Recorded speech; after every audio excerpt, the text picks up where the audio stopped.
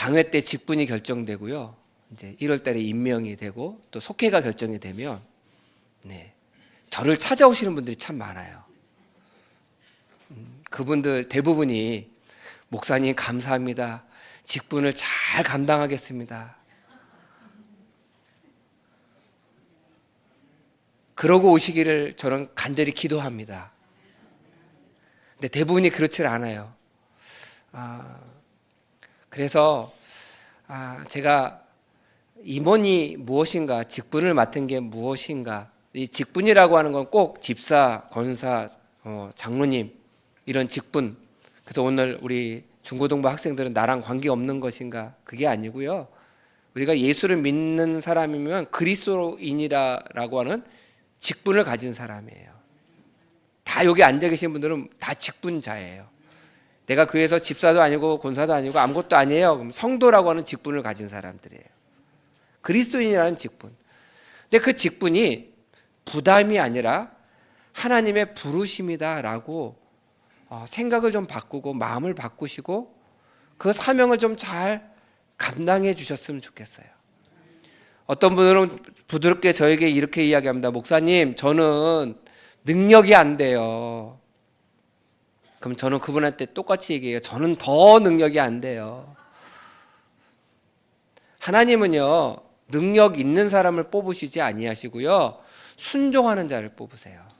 그리고 순종하는 자를 통해서 능력을 더해 주시는 거예요.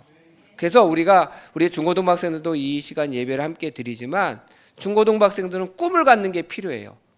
아유, 내 꿈에 이거는 도저히 이루어질 것 같지가 않아 라고 하는 꿈도 꾸세요. 왜냐하면 그것을 가지고 기도하면서 그 일을 진행하면 하나님께서 그 꿈이 하나님의 뜻에 합당하면 이루어지도록 만들어 주신다는 거예요. 그렇기 때문에 하나님께서 우리를 부르실 때 어떤 마음으로 부르시느냐, 너 이 직분을 좀 맡았으면 좋겠다라고 부르실 때 어떤 마음을 가지고 부르시냐면, 오늘 그 마음이 어떤 마음이냐면 1절 말씀입니다. 1절 말씀 다시 한번 봉독하도록 하겠습니다. 1절 말씀 시작.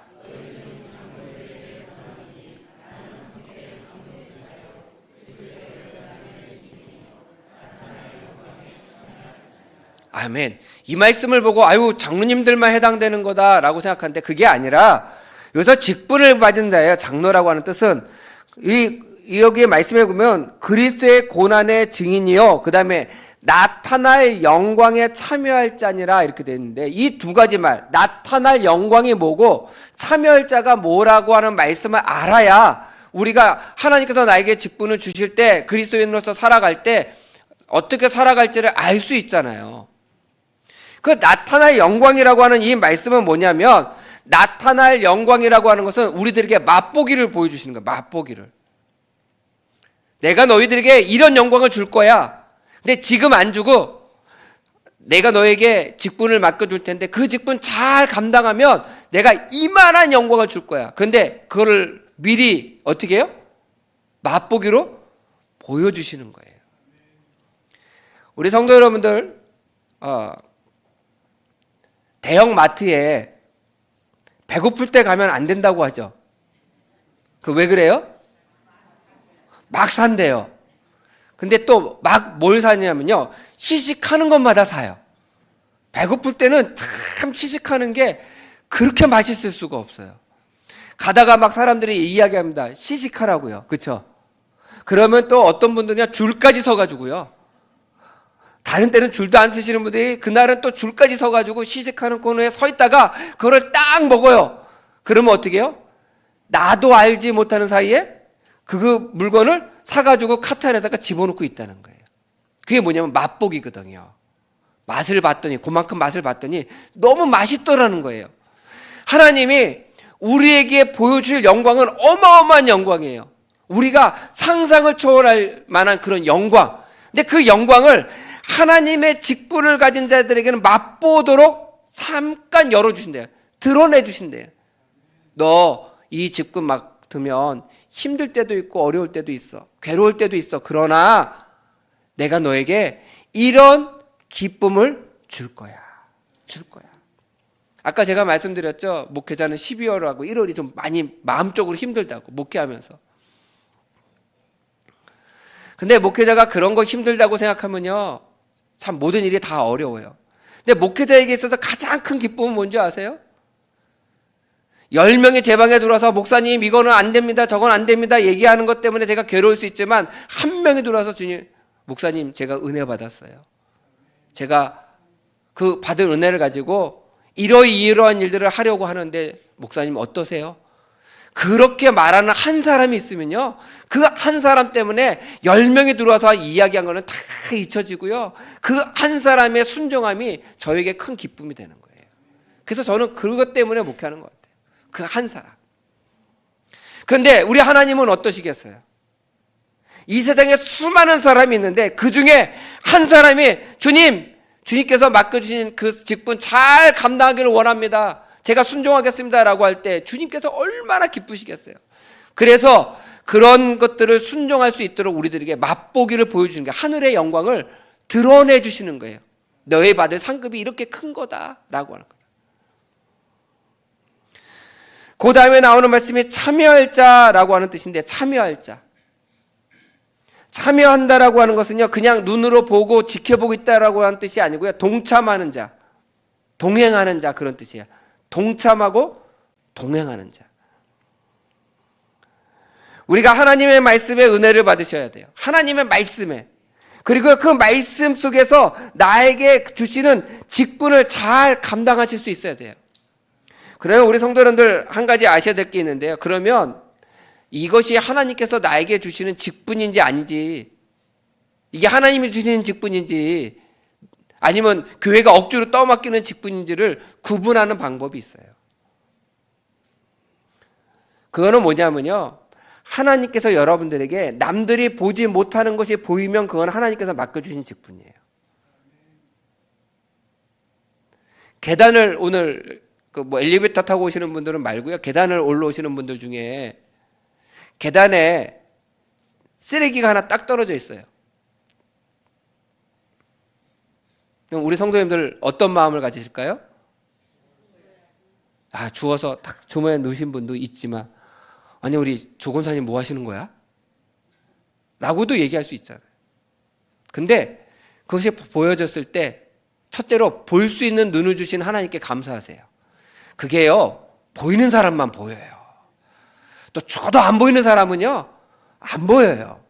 볼 수 있다라고 하는 건 그것이 관심 있고 보여진다라고 하는 것 자체가 사명인 거예요. 근데 그것을 그냥 단순히 보는 걸로 끝나지 않고 그것을 주워서 자기 주머니에다 집어넣는 사람은요, 오늘 말씀에 참여하는 자예요. 동참하는 자예요. 그 사명에 동참하는 거예요. 앞에서 광고를 합니다. 광고를 하는데, 아유 목사님은 광고하세요, 저는 모르겠습니다, 그러면 동참하는 자가 아니에요. 참 저는 목회를 저도 거의 30년 가까이 해가면서요, 느끼는 게 있어요. 앞에서 광고를요, 아무리 잘해도요, 우리 성도님들은 광고를 절대 안 했대요.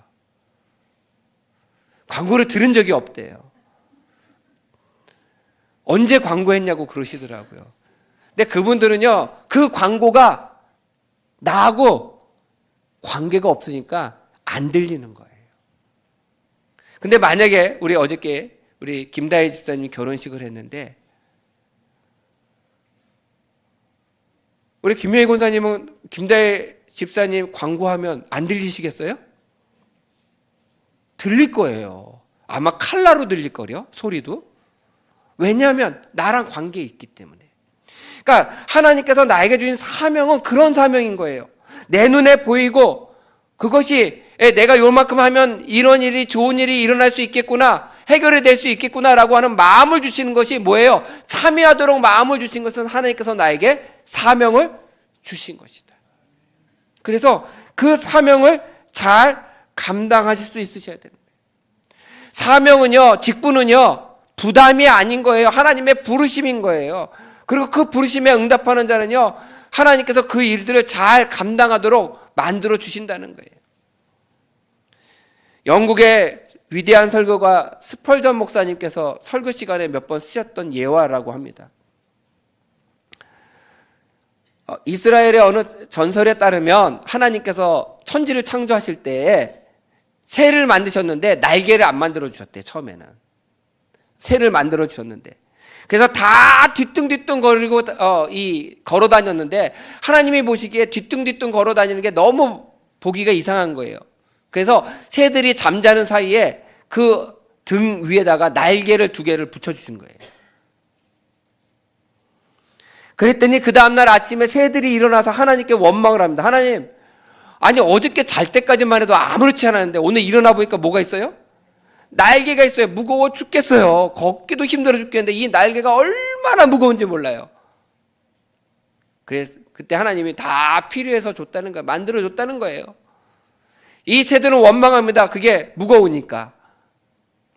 그런데 어떤 새가요, 파닥거리기 시작했어요. 그 날개를. 파닥거리니까요, 몸이 붕 뜨기 시작합니다. 그 뒤에 하늘을 날 수 있는 거예요. 하늘을 날고 보니까요, 이렇게 내 몸을 가볍게 만드는 것이 날개구나라고 하는 것을 깨달은 거예요. 그래서 새들이요, 하늘을 날면서 지적인데요, 하나님께 감사해서, 날개 주심을 감사해서. 이게 하나의 신화 같은 전설적인 얘기지만 우리도 마찬가지예요.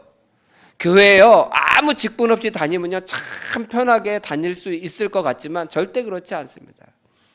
맡겨진 직분이요, 여러분들을 더 신앙적으로 훨훨 날아다닐 수 있도록 하나님께서 만드시고 그리고 높이 날 수 있도록 이끄실 줄 믿어요. 그래서 직분이 여러분들 양쪽 어깨를 짓누르는 것이 아니라 사명의 날개가 되셔서 여러분들의 믿음이 훨훨 날아다닐 수 있는 그런 하나님의 은혜와 축복을 누리시기를 주님의 이름으로 간절히 축원드립니다. 그러면 이런 직분을 맡겨주셨을 때 또는 하나님께서 우리를 부르실 때 우리가 어떻게 반응하셔야 되냐? 2절 말씀입니다. 우리 2절 말씀 우리 함께 봉독하겠습니다. 2절 말씀 시작.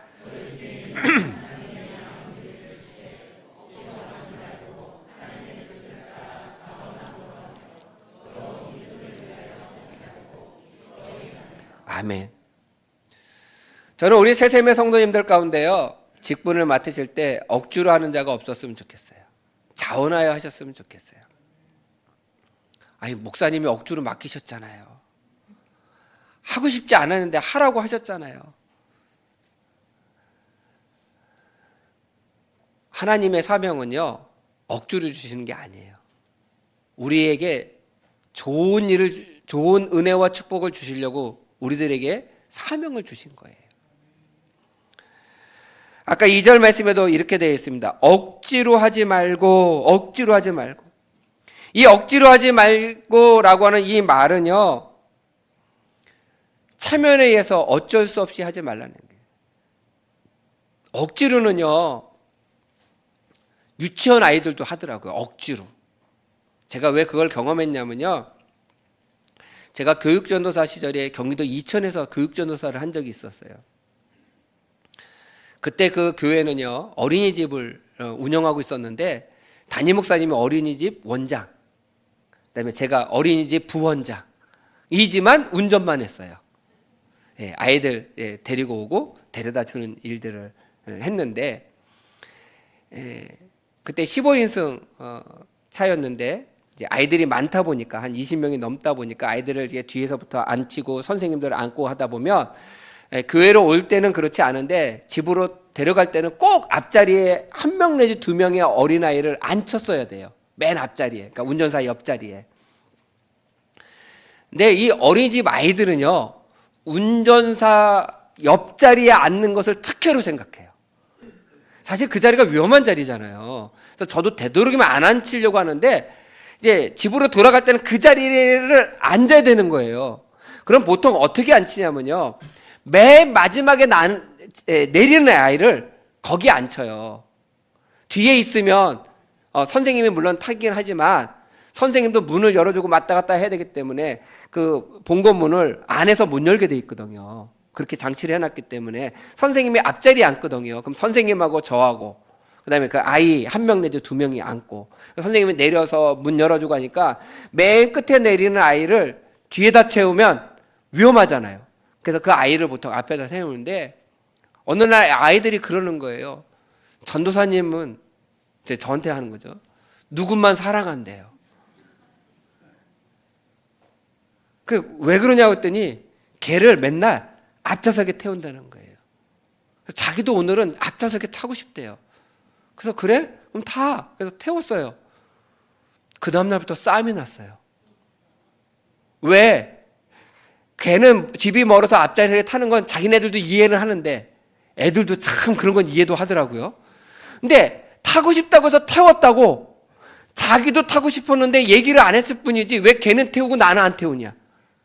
그래서 애를 뒤로 막 보내는데 안 가겠다고 난리가 났고요. 그리고 한 번 타보내는요 또 앞좌석에 타려고 그래요. 이게 참 묘하더라고요. 그래서 맨 뒷자리에 처음 끝까지 타는 구석에 앉는 아이가 안 들어가겠다는 거예요. 자기는 오늘 앞에 앉아야 되겠다는 거예요. 어쩌다가 앉은 아이도 뭐라고 해요? 어쩌다 앉은 자리를 나는 뺏길 수가 없다. 그래서 둘이 싸우더라고요. 그래서 제가 이러면 안 돼. 니네 둘 다 그럼 뒷자리로 보낼 거야. 그리고 막 그랬더니 잘못했다고 그래요. 그래서 야, 니네 둘이 서로 사과하고 두 손 꼭 붙잡고 내가 잘못했어 미안해 이렇게 얘기를 해라. 그럼 내가 오늘은 그렇게 얘기를 하면 너희 두 명은 앞자리에 태워줄게. 그랬어요. 그랬더니 이 아이들이 할까요 안 할까요? 하죠. 두 손을 꼭 잡고 눈은 절대 안 마주치고 저를 쳐다보면서 얘기하는 거예요. 누구한테? 앞에 손잡은 아이한테. 손을 잡으라고 했으니까 하는 거예요. 내가 미안해 잘못했어. 근데 누굴 보고 하냐면 저를 보고 하더라고요. 그래서 안 돼. 그건 사과가 아니야. 너가 잘못한 그 아이의 눈을 쳐다보고 얼굴을 쳐다보고 해. 그랬더니요. 아이들도 그거 있더라고요. 어금니를 꽉 깨물고 얘기하더라고요. 내가 잘못했어. 미안해. 하는 거예요. 아니야. 그거는 진짜 사과가 아니야. 니네 둘 다 안 태울 거야. 그때 탈 욕심에 어떻게 해요? 내가 잘못했어. 미안해. 제가 보기에는 자발적으로 하는 게 아니고 억지로 하는 거지만 그래도 거기까지 한 게 어딘가 싶어서 그날 둘을 앞자리에 태우고 운행한 그런 일이 있었어요. 제가 그 아이들의 모습을 보면서 나는 하나님의 일을 한다고 하면서 하나님 나 이 일 할 테니까 하나님 나에게 이런 거 해주셔야 되지 않습니까? 억지로 고집부리면서 한 적이 없는가? 하나님께서 이런 축복을 주신다고 약속하셨는데 그 약속은 못 믿고요. 나한테 왜 이런 일을 하세요? 내가 이 일을 맡았으니까 내가 억지로는 하는데 어쩔 수 없이는 하는데 하나님 안 했으면 좋겠어요. 할 때가 있다라고 하는 거예요. 그러나야 하나님께서 주신 사명은요 억지로 하지 마세요. 자원하는 마음으로 하세요. 자원하는 마음. 주님 내가 여기 있사오니 나를 보내소서라고 하는 이사야의 고백처럼 사명을 여러분들에게 맡겨주실 때 주님 제가 부족하지만 하나님 자원하는 마음으로 이 사명을 감당하기를 원합니다. 하나님께서 능력도 주시고 동역자도 붙여주셔서 그 일을 잘 감당할 수 있도록 인도하여 주시옵소서. 이렇게 기도하면 하나님께서 그렇게 그 일을 감당할 수 있도록 만들어 주신다는 거예요. 그 다음 나오는 말씀이 뭐냐면 더러운 이득을 취하지 말고 라고 되어 있어요. 더러운 이득을 취하지 말고. 우리가 자원해서 그 일을 하는데요. 자원해서 하는데 그 마음 안에는요. 이득을 위해서 할 때가 있어요. 나의 이득을 위해서. 자기의 이익을 위해서 하는 것은요. 절대로 하나님이 기뻐하시지 않습니다.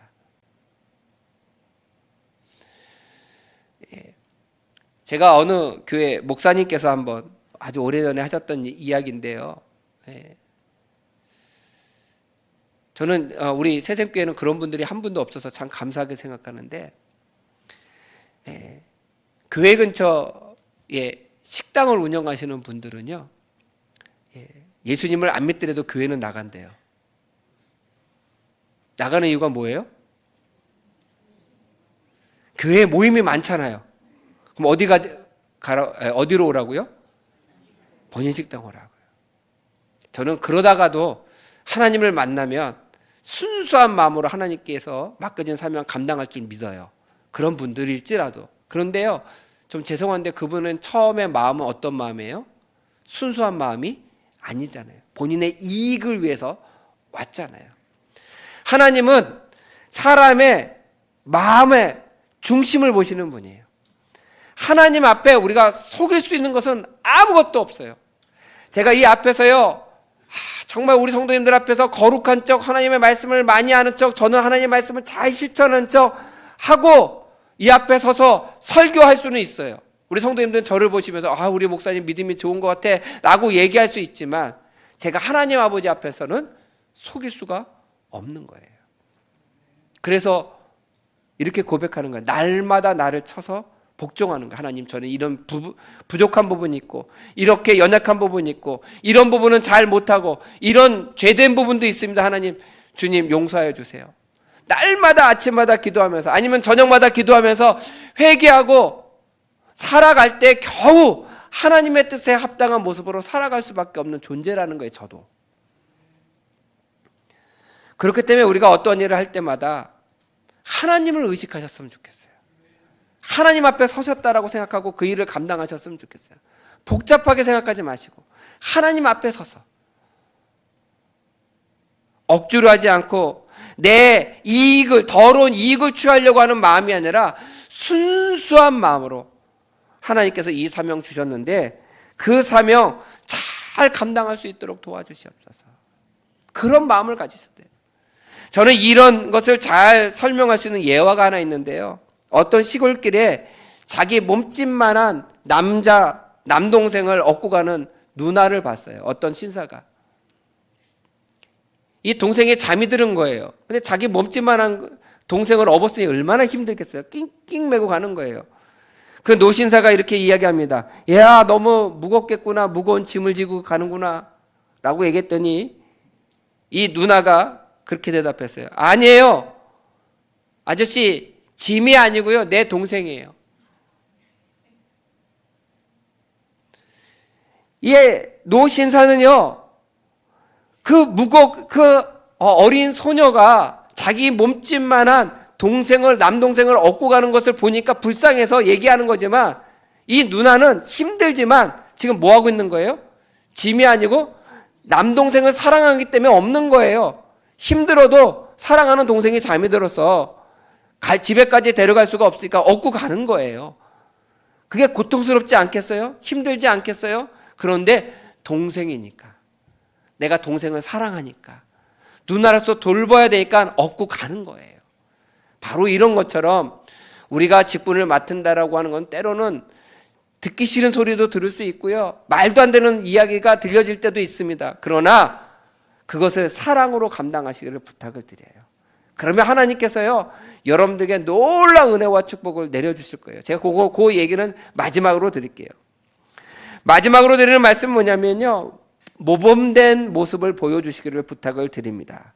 우리 3절 말씀 우리 함께 봉독하겠습니다. 3절 말씀 시작.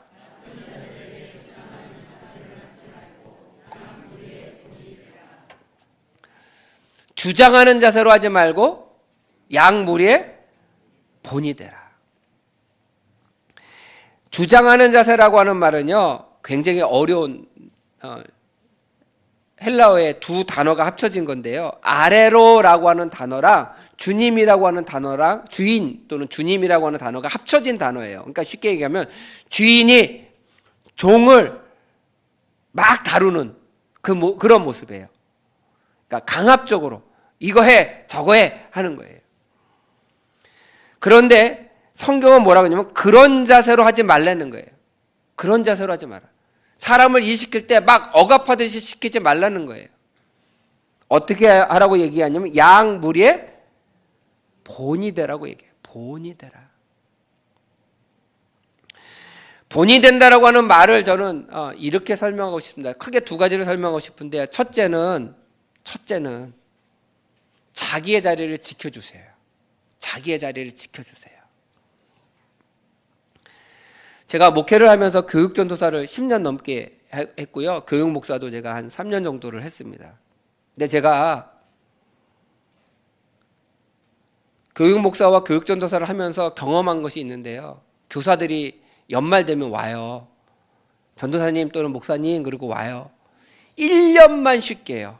1년만 쉴게요. 제가 너무 교사를 오래 해가지고요, 딱 1년만 쉬었으면 좋겠어요. 막 간절히 그렇게 이야기하면요, 저도 얘기해요. 그럼 딱 1년만 쉬었다 오세요. 지금까지 돌아온 사람이 아무도 없어요. 없어요.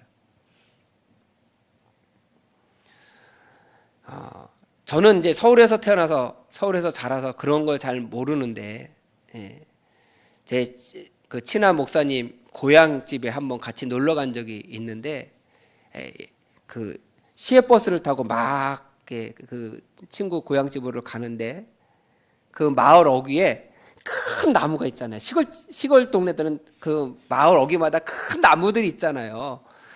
그 나무가 저 멀리서 딱 버스 안에서 보이는 거예요. 저는 이제 그게 뭐 큰 나무인지 무슨 나무인지 모르잖아요.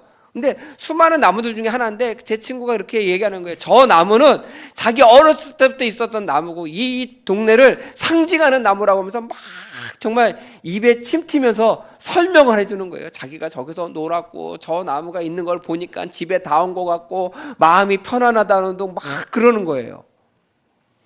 제가 그 얘기를 들으면서 깨달은 것이 생겼어요. 내 삶 속에서 맡겨진 직분 때문에 힘들고 어렵고 고통스러운 일이 있을지라도 그 자리를 지키고 있으면 떠났던 사람들이 때로는 돌아와서 보니까 아이고 우리 장로님이 아직도 저 사명 감당하고 있네. 우리 권사님이 저 일을 계속하고 있네. 내가 볼 때는 권사님이 삶 속에서 저 일을 감당하기가 참 어려운데 어떻게 끝까지 감당하고 계실까? 자리를 지키고 있는 그 자체가 뭐예요? 그 사람들에게 위로가 되고 상징이 될 수 있다라고 하는 거예요. 저는 우리 성도님들이 믿음의 아름다운 상징적인 나무가 되셨으면 좋겠어요. 저 멀리서부터 딱 어떤 성도님, 우리 새샘의 성도님을 딱 볼 때 저분을 보니까 새샘교회가 생각이 나. 그러면 믿음의 본을 보여주시는 거예요. 아니 저분 보니까 교회 가기 싫어지네. 그게 아니라 저분 보니까 아이고 내가 저분 보니까 옛날에 새샘교회에서 이런 것도 좋았고 저런 것도 좋았고라고 하는 그런 마음들이 느껴질 수 있도록 자기 자리를 지키면서 권위를 내세우는 것이 아니라 나에게 맡겨준 사명을 그 자리에서 잘 감당하고 있으면 그것 자체만으로도 뭐예요? 하나님께 영광을 돌리는 모습을 가질 수 있다는 거예요. 두 번째는요, 힘을 빼시기를 부탁을 드립니다. 힘을 빼셔야 돼요. 이게 굉장히 중요해요. 저는 운동을 해보니까요, 코치들이 제일 많이 이야기하는 게 힘 빼라는 거예요. 제가 수영도 한 15년 했었고요. 지금은 탁구를 좀 치고 있고, 제가 중학교 때는 육상 선수를 했기 때문에 운동을 해봤잖아요. 그것을 하면서 코치가 제일 많이 하는 건 힘 빼라는 거예요. 힘 빼라. 특히 육상도 힘 빼라고 그러고 수영도 뭐래요? 수영 해보신 분들 알잖아요. 선생님들은 뭐라고 얘기해요? 힘 빼라고 얘기하죠. 힘 빼야 뜬다고. 힘 주면 가라앉는다고. 근데 그게 돼요, 안 돼요? 안 되죠. 근데 하다 보면 되거든요.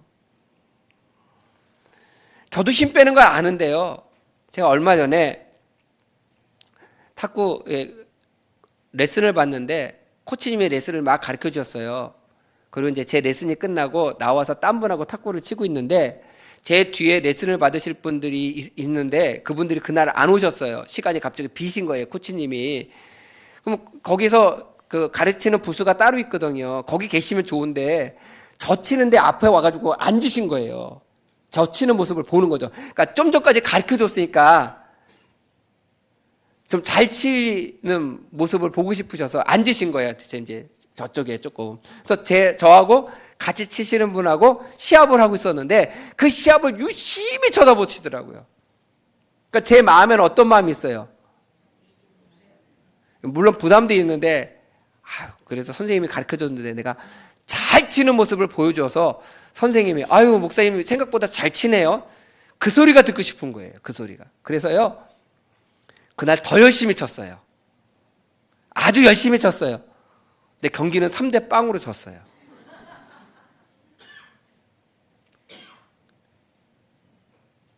근데 갑자기 코치 선생님이 오더니 저한테 목사님 왜 이렇게 힘을 주고 치세요? 왜 이렇게 폼이 커요? 이거는 이렇게 치면 안 되고 이건 이렇게 치면 안 되고 한참 얘기를 해주시는 거예요. 근데 결론은 뭐냐면요, 힘을 너무 주고 쳤다는 거예요. 근데 힘을 왜 너무 주고 쳤을까요? 잘 보이고 싶어서. 잘 보이고 싶어서. 내 힘으로 치니까. 내가 어떤 의도를 가지고 하니까. 하나님의 일은요, 나를 통해서 하나님이 하시도록 하셔야 돼요. 나를 통해서 하나님이 일하시도록. 그러려면 내가 힘을 빼야 돼요. 아까 수영해 보신 분들은 아시잖아요. 배영을 해요. 여자분들은 배영을 하면 딱 누우면 잘 뜨는데 남자들은 안 뜨거든요. 그러니까 막 힘이 들어가는데, 배영을 할 때 어떻게 합니까? 몸에 힘을 빼고 물에 몸을 맡기면 어떻게 해요? 붕 뜨잖아요. 그런 것처럼 하나님께서 나에게 어떤 사명을 맡겨주셨는데 잘하려고 하는 모습도 물론 필요하지만, 하나님, 솔로몬처럼 저는 출입할 줄도 알지 못하는 자입니다. 하나님께서 지혜를 주셔야 맡겨진 사명 잘 감당할 수 있어요. 힘을 뺐더니 하나님께서 그 솔로몬에게 지혜를 주신 것처럼 하나님의 사명을 잘 감당하기를 원하는데 하나님 어떻게 해야 될지 알지 못해요. 하나님께서 지혜 주시고 능력 주세요.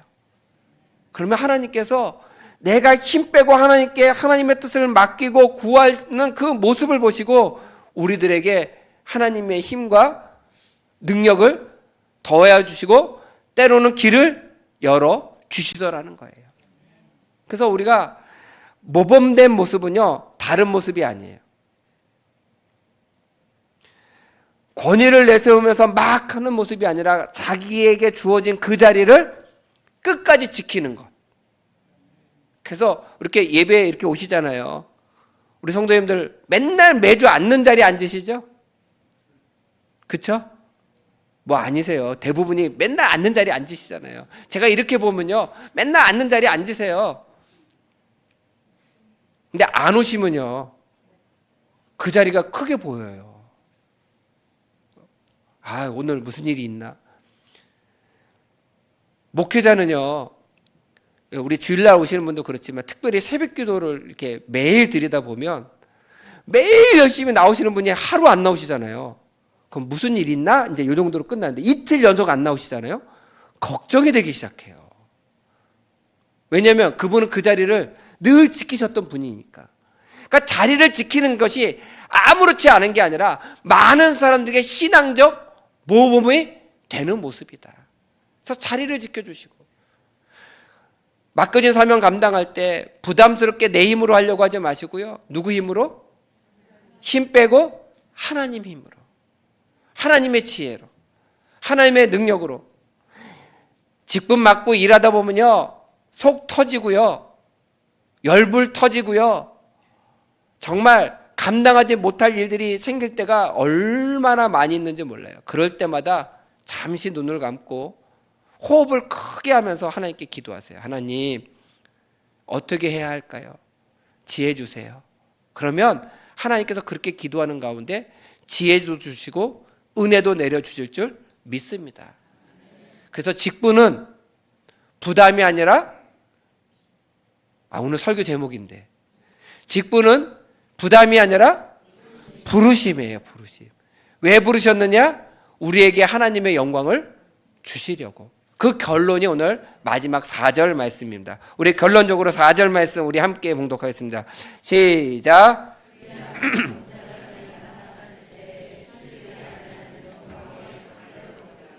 아멘.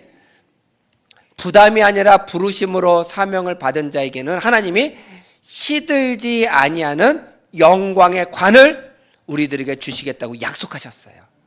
저는 우리 새샘의 새로운 직분들, 또 계속 직분을 받으셨던 분들은 그 직분들을 잘 감당하셔서 시들지 아니하는 영광의 관을 받으시는 우리 새샘의 성도가 되시기를 간절히 축원드립니다.